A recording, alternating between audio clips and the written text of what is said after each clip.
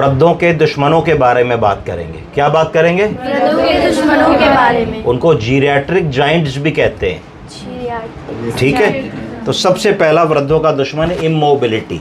जब हमने ये समझ लिया कि अब हमें चलना फिरना नहीं है, हमें बिस्तर पे ही रहना है, हमें घर के बाहर नहीं निकलना है, हमें सैर करने नहीं जाना है, हमें अपने आप को हमने कन्फाइंड कर लिया रूम और टॉयलेट और बेडरूम और डाइनिंग रूम पे, तो उसको कहा जाता है इमोबिलिटी। क्या कहते हैं? इमोबिलिटी। कि हमने ये मान लिया कि अब हम वृद्ध हो गए हैं और वृद्धावस्था के कारण इमोबाइल हो गए हैं, अब हमारा चलना फिरना ठीक नहीं है। तो ये सबसे बड़ा दुश्मन होता है। जैसे ही आप इमोबाइल हो जाते हैं तो आपकी जो मांसपेशियां हैं वो कमज़ोर होने लगती हैं और शिथिलता आने लगती है, आप लड़खड़ाने लगते हैं, आप ज़्यादा चले तो गिर सकते हैं, चलने पे हाथों पैरों की मसल्स और टिश्यूज़ में हाइपोक्सी ऑक्सीजन की कमी होने लगती है, जोड़ स्टिफ होने लगते हैं। जोड़ जब स्टिफ होने लगते हैं तो ऑस्टियोपीनिया, ऑस्टियोपोरोसिस, ऑस्टियोआर्थराइटिस और फिर डिफॉर्मिटी डेवलप हो जाती है। तो यहाँ से वहाँ तक जाने में भी जोड़ दर्द करने लगते हैं। तो वृद्धों का पहला दुश्मन है, बोलिए क्या? इमोबिलिटी। जब हमने ये मान लिया कि अब हम चलेंगे फिरेंगे नहीं, बिस्तर पे ही खाना दे दो, बिस्तर पे ही पॉटी करा दो, बिस्तर पे ही शेव कर दो, बिस्तर पे ही टीवी चला दो, तो वो हमारा डाउनफॉल वहाँ से शुरू है। तो हमें हर वृद्ध को ये कहना है कि बाबूजी, माताजी, कीप वॉकिंग, कीप गोइंग, जितना हो सके करते रहिए, हार मत मानिए, रुकिए मत, कीप गोइंग। तो पहला हमारा वृद्धों का दुश्मन हो गया इमोबिलिटी, ठीक है। दूसरा क्या है? दूसरा है इंस्टेबिलिटी। क्या है? इंस्टेबिलिटी। वृद्धावस्था में शरीर में बहुत सारे चेंजेस होते हैं, morphological changes, physiological changes, neurological changes, जिसके कारण हमारा शरीर थोड़ा शिथिल होने लगता है और अनस्टेबल होने लगता है। आपने देखा होगा यंग बच्चा होता है 7, 8, 9 साल का, उसको कहीं भी चढ़ा दीजिए, तर तर तर तर तर तर ऐसे चढ़ जाता है, लग रहा है खरगोश। अगर वहीं एक 30-35 साल का एक मिडिल एज आदमी या औरत को चढ़ाइए तो उसको थोड़ा सा संभालना पड़ता है कि गिर ना पड़े। और अगर वही काम एक 70 साल के व्यक्ति से कह दिया जाए तो वो नहीं चढ़ पाते हैं। अगर वो चढ़ने की भी कोशिश करते हैं तो गिरने का बहुत डर होता है। हो सकता है कि वो लोग उस समय तक आते आते छड़ी पे आ गए हों, वॉकर पे आ गए हों।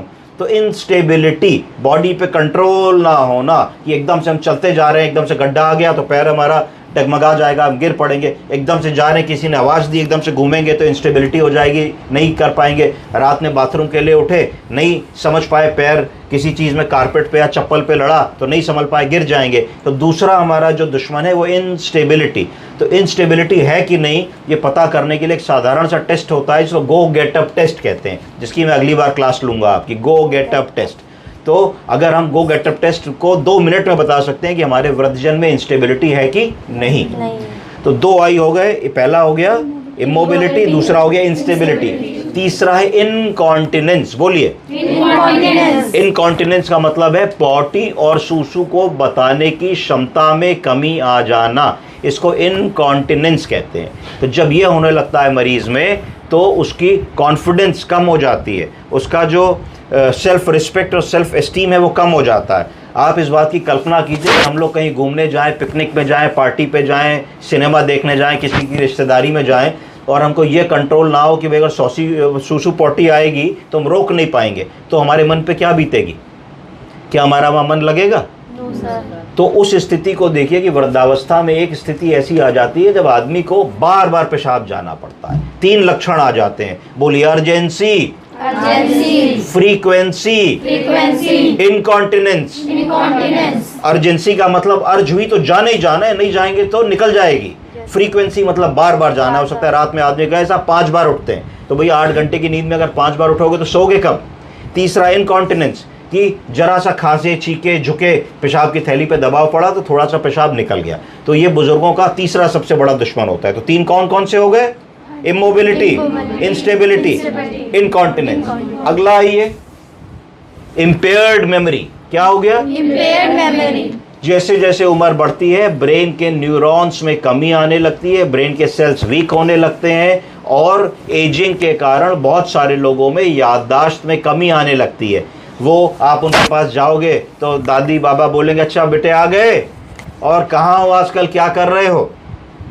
तो उनको पता है कि तुम जॉब कर रहे हो कि पढ़ाई कर रहे हो, उनको तुम्हारा नाम भी पता है, पर वो धीरे से कह देंगे मुन्नी आ गई, देखो बबू आ गया, देखो बेटा आ गया, और बेटा कैसे हो, या तुम्हारे और भाई बहनों से तुम्हारा नाम कंफ्यूज करेंगे। तो इसको धीरे धीरे कहते हैं इंटेलेक्चुअल इम्पेयरमेंट। क्या कहते हैं? Intellectual impairment. इसका मतलब है कि ब्रेन से जो इन्फॉर्मेशन हमें वापस लानी है, यानी कि कौन आया, उसका क्या नाम है, क्या खाया, कब खाया, हमारे देश का राष्ट्रपति कौन है, हमारे देश का प्रधानमंत्री कौन है, हमारे कितने बच्चे हैं, हम कब पैदा हुए, हमारी बर्थ डेट कब होती है, हम कब रिटायर हुए, हम कहाँ काम करते थे, हमारा हाई स्कूल हमने किधर से किया। ऐसे वो सवाल होते हैं जो ज़िंदगी में कभी भी आदमी नहीं भूलता है, पर अगर आप इन सवालों को भी पूछेंगे तो आपको ऐसा लगेगा कि मरीज़ इसका सही जवाब कई बार नहीं दे पा रहा होता है। तो ये वृद्धों का चौथा और मोस्ट इम्पॉर्टेंट जो है दुश्मन होता है, क्योंकि जब मानसिक रूप से कोई कमज़ोर हो गया और शिथिल हो गया तो फिर वो अपने छोटे बड़े डिसीजंस नहीं ले पाता, छोटे बड़े काम नहीं कर पाता, मोबाइल रिचार्ज नहीं करा पाता, बैंक से पैसा नहीं निकलवा पाता, पेंशन लेने नहीं जा पाता, डॉक्टर के पास नहीं जा पाता है, सोशलाइज नहीं कर पाता है, घर में बंद होकर के रह जाता है। तो ये ध्यान रखना है। इसके लिए MMS होता है, मिनी मेंटल स्कोर, बड़ा आसान है। दिखाओ बाबू जी ये क्या है, पेन है, ये क्या है, चश्मा है, ये क्या है, घड़ी है, और 2-4 मिनट बाद किसी और बातों में लगाओ, फिर पूछो आपको 3 चीज़ें दिखाई, बता दीजिए। अगर सब ठीक बता रहे तो MMS कहते हैं, मिनी मेंटल स्कोरिंग। तो उससे आप इवेलुएट कर सकते हैं उनकी याददाश्त की क्या स्थिति है। तो मोटा मोटा ये 4-5 चीज़ें आपको जो जीरैट्रिक जॉइंट्स या वृद्धों के दुश्मन है, इन पे आपको काम करना है। और गो गेट अप टेस्ट में अगली क्लास में बताऊंगा। Thank you. Thank you sir.